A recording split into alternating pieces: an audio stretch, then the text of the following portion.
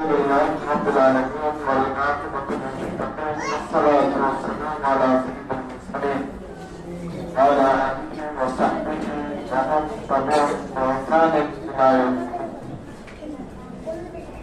ঐতিহ্যবাহী শিক্ষা প্রতিষ্ঠান তামিল মিল্লাত ফাউন্ডেশন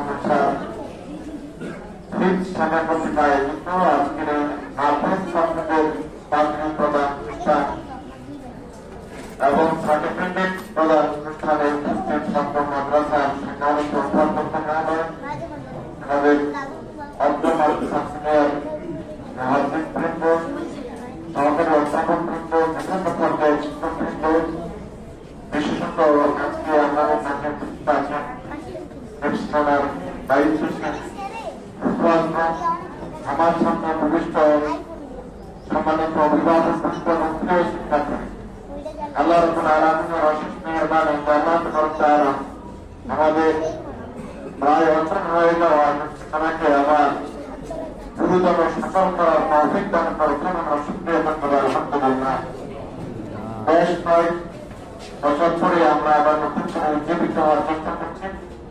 সংস্থানকে ভালোভাবে পরিচালনা করার জন্য আমরা সেখানে দুজন মেন্টর নিযুক্ত করেছি, দুজন উস্তাদকে দায়িত্ব দিয়েছি। হযরত মাওলানা নূরুল আমিন যিনি অনুষ্ঠান পরিচালনা করছেন তিনি এবং মাওলানা আব্দুল কালাম, তারা দুইজন সার্বক্ষণিক শিক্ষার প্রদান করেন। এর পাশাপাশি আমরা তাজবীদ এবং নাজরাতকে শক্তিশালী করার জন্য আমরা দুজন নতুন উস্তাদ নিয়োগ দিয়েছি এবং আগামী শিক্ষাবর্ষে আরো ব্যাপকতর ব্যবস্থা আমরা গ্রহণ করবো যাতে করে আমাদের শিক্ষাটা যে আন্তর্জাতিক মানের ঢাকায় পরিণত হয়।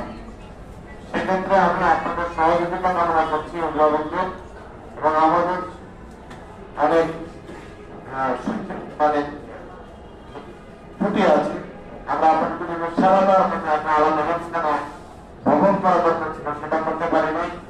মসজিদে বাচ্চারা থাকে, আমি অবশ্যই দিকে আনতে চেয়েছিলাম কিন্তু ওরা স্বাচ্ছন্দ্য বোধ করেনি।